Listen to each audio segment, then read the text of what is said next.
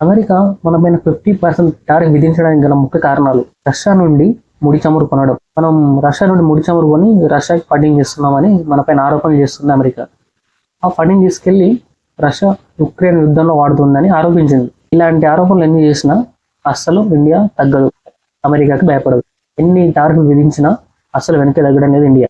ఏ దేశమైనా తన సొంత ప్రయోజనాల కోసం మాత్రమే కష్టపడుతుంది. అలాగే మన ఇండియా కూడా తన సొంత ప్రయోజనాల కోసమే కృషి చేస్తుంది. మరి ముఖ్యంగా ఇటు అమెరికా మనపైన 50% టారిఫ్లు విధించిన తర్వాత మనం చైనాకి వెళ్ళి ట్రేడింగ్ చేయడం మొదలుపెట్టినాం. వాళ్ళతో కొన్ని ట్రేడింగ్ బిజినెస్లు కూడా మాట్లాడుకోవడం అయిపోయింది. అవి ఆల్రెడీ క్లియర్ అయిపోయినాయి, దాని గురించి నడుస్తాం. ఆగస్టు 19 ఉదయం మన విదేశాంగ మంత్రి జయశంకర్ గారు రష్యాలోని మాస్కో రీచ్ అయ్యారు. రీచ్ అయిన వెంటనే రష్యా ప్రభుత్వం అక్కడ ఉన్నత అధికారులు మన జయశంకర్ గారికి ఘనంగా స్వాగతం పలికారు. ఆగస్టు 19 ఉదయం ఆయన రష్యా యొక్క ఉప ప్రధాని అయిన డెనిస్ మాంట్రోవ్తో భేటీ కానున్నారు. వాళ్ళిద్దరూ చర్చించే ముఖ్య అంశాలు ఏంటంటే, అందులో ఒకటి భారత్ మరియు రష్యా మధ్య వాణిజ్య ఒప్పందాలు.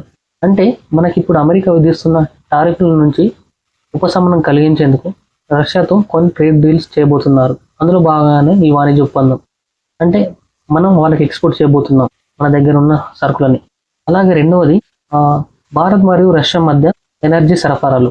అంటే వాళ్ళ దగ్గర నుంచి గ్యాస్ అండ్ ఆయిల్ మనకి సరఫరా చేస్తారు. అలాగే మూడవ విషయం, ఇండియాలో మౌలిక వసతులు కల్పించేందుకు రష్యా ఖచ్చితంగా మద్దతు తెలుపుతుంది. మనకి కావాల్సిన అన్ని విధాల సహాయ సహకారాలు అందిస్తుంది. భారత్ రాయబారి ఆధ్వర్యంలో రష్యన్ ఉన్నతాధికారులతో సాయంత్రం విందు ఉంటుంది. డే 2 ఆగస్టు 26వ ఇండియా మరియు రష్యా ఇంటర్ గవర్నమెంటల్ కమిషన్ అనే ఒక సమావేశాన్ని నిర్వహించబోతున్నారు.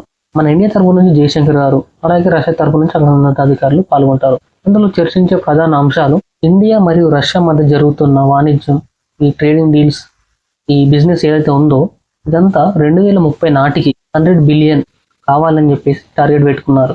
అదేవిధంగా ఎనర్జీ అంటే క్రూడ్ ఆయిల్, ఎల్ఎన్జి, న్యూక్లియర్ ఇలాంటి వాటికి రష్యా మనకి సహాయ సహకారాలు అందిస్తుంది. అలాగే మనం కూడా సహాయం చేయబోతున్నాం. వీటి గురించి ఒప్పందాలు జరిగిపోయాయి. సైన్స్ అండ్ టెక్నాలజీ విషయంలో సహాయ సహకారాలు అందించాలని ఒప్పందాలు జరిగాయి. అదేంటంటే ఐటీ రంగంలో, స్పేస్ టెక్నాలజీలో, అదేవిధంగా ఏఐలో మనకి ఖచ్చితంగా రష్యా సపోర్ట్ చేస్తుంది. అలాగే మనం కూడా వాళ్ళకి కావాల్సిన సహాయం చేయబోతున్నాం. కల్చరల్ ఎక్స్చేంజ్ అంటే విద్యార్థుల మార్పిడి. అక్కడ విద్యార్థులు ఇక్కడ చదువుకోవచ్చు, ఇక్కడ విద్యార్థులు అక్కడ చదువుకోవచ్చు. వాళ్ళందరికీ స్కాలర్షిప్లు వస్తాయి. అలాగే మంచి ఫ్యూచర్ ఉండబోతుంది. జయశంకర్ గారు ఇండియా మరియు రష్యా యొక్క బిజినెస్ లీడర్స్ ఉద్దేశించి మాట్లాడారు ఈ మీటింగ్ ఏదైతుందో ఆ మీటింగ్లో. ఆ తర్వాత రైల్వేల గురించి, ఇన్ఫ్రాస్ట్రక్చర్ డెవలప్ గురించి, హైటెక్ మ్యానుఫ్యాక్చర్ గురించి, వీటి గురించి రెండు దేశాలు కలిసి చర్చించారు. ఎలా డెవలప్ చేయాలి, ఏ విధంగా ముందుకు తీసుకెళ్లాలి అని చర్చలు జరిపారు. ఈ తర్వాత సాయంత్రం రష్యన్ బిజినెస్ కౌన్సిల్తో ప్రత్యేక చర్చలు జరపబోతున్నారు. అదేవిధంగా రష్యా ఉక్రెయిన్తో యుద్ధం చేస్తున్న నేపథ్యంలో అక్కడ సైనికులకి, అక్కడ వారందరికీ మన ఇండియన్ యొక్క మెడిసిన్ చాలా అవసరం.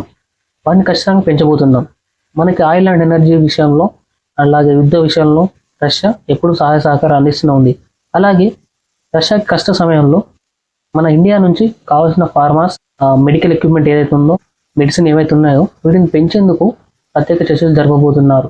డే 3 అంటే ఆగస్టు 21న మన విదేశాంగ మంత్రి జయశంకర్ గారు రష్యా యొక్క విదేశాంగ శాఖ మంత్రి సెర్గే లావ్రోవ్తో భేటీ కానున్నారు. అందులో ముఖ్యంగా చర్చించే అంశాలు ఈ రష్యా యొక్క మొత్తం పర్యటన ఏదైతే ఉందో, మన జయశంకర్ గారు చేస్తున్న ఈ పర్యటన, కలుస్తున్న వ్యక్తులు, చర్చలు, అందులో అతి ముఖ్యమైన సమావేశం, చాలా ఇంపార్టెంట్ సమావేశం. అందులోనే చాలా ఇంపార్టెంట్ టాపిక్స్ మాట్లాడబోతున్నారు. ఇండో పసిఫిక్ నేషన్లో చైనా యొక్క ప్రభావం ఏదైతే ఉందో దాన్ని తగ్గించాలని చర్చలు జరుగుతున్నారు. ఎందుకంటే మనకి రష్యా నుంచి ఆయిల్ అండ్ గ్యాస్ అదే మార్గంలో సరఫరా అవుతుంది. అలాగే మన దగ్గర నుంచి ఈ మెడిసిన్, ఈ సరుకులు ఏవైతే ఉన్నాయో షిప్ల ద్వారా అదే మార్గంలో వెళ్ళడం జరుగుతుంది. ఈ చైనా యొక్క కంట్రోల్ తగ్గిస్తే మనకి చాలా బెనిఫిట్స్ ఉంటాయి. అది దీని గురించి చర్చలు జరగబోతున్నారు. UN, బ్రిక్స్ మరియు SCO వంటి వేదికల్లో భారత్కి సహాయ సహకారాలు అందించాలని కోరడం జరిగింది. అలాగే భారత్ కూడా రష్యాకి సపోర్ట్ చేస్తుంది. ఇండియా రష్యా మధ్య ఫెర్టిలైజర్స్, అలాగే రేర్ ఎర్త్ మినరల్స్ ఒప్పందం కూడా జరిగింది. ఈ ఫెర్టిలైజర్స్ అంటే ఈ రైతులు ఉపయోగించే యూరియా, DAP ఇలాంటి ఎరువులు ఏవైతే ఉన్నాయో అవన్నీ మనం దిగుమతి చేసుకోబోతున్నాం ఇంకా ఎక్కువగా. ఈ రేర్ ఎర్త్ మినరల్స్ ఏవైతే ఉన్నాయో అవి ప్రపంచం మొత్తం చైనా ఒక్కటే 60 to 70% ఎక్స్పోర్ట్ చేస్తుంది. మనం పూర్తిగా దాని మీద ఆధారపడకూడదని ఇప్పుడు రష్యా నుంచి కూడా రేర్ ఎర్త్ మినరల్స్ ఎక్కువగా ఇంపోర్ట్ చేసుకోబోతున్నాం. అందులో ముఖ్యంగా టెర్బియం, లాంతనం, సీరియం ఇలాంటివన్నీ ఉన్నాయి. మనం దాదాపు 17 రకాలు రేర్ ఎర్త్ మినరల్స్ ఇంపోర్ట్ చేసుకోబోతున్నాం. వీటి ఉపయోగం మన ఇస్రోలో, డిఫెన్స్ రంగంలో, ఎలక్ట్రానిక్స్ వీటి అన్నిటిలో చాలా ముఖ్యంగా ఉండబోతుంది. ఇవి చాలా ఇంపార్టెంట్ అన్నమాట. మన ఇండియా యొక్క స్పేస్ స్టేషన్ అయిన ఇస్రో, అలాగే రష్యా యొక్క స్పేస్ స్టేషన్ అయిన రోస్కామోస్, రెండు కలిసి ఫ్యూచర్లో కొత్త ప్రాజెక్టులు చేయబోతున్నాయి. వీటి గురించి కూడా చర్చలు జరిపారు. ఈ మీటింగ్ అంతా అయిపోయిన తర్వాత మన విదేశాంగ మంత్రి జయశంకర్ గారు, అలాగే రష్యా యొక్క విదేశాంగ మంత్రి లావ్రోవ్ వీళ్ళిద్దరూ కలిసి ఒక ప్రకటన చేయడం జరిగింది. భారత్ మరియు రష్యా మధ్య ఫ్రెండ్షిప్ ఎప్పటికీ ఇలాగే కొనసాగుతుంది అని చెప్పి ప్రకటించడం జరిగింది.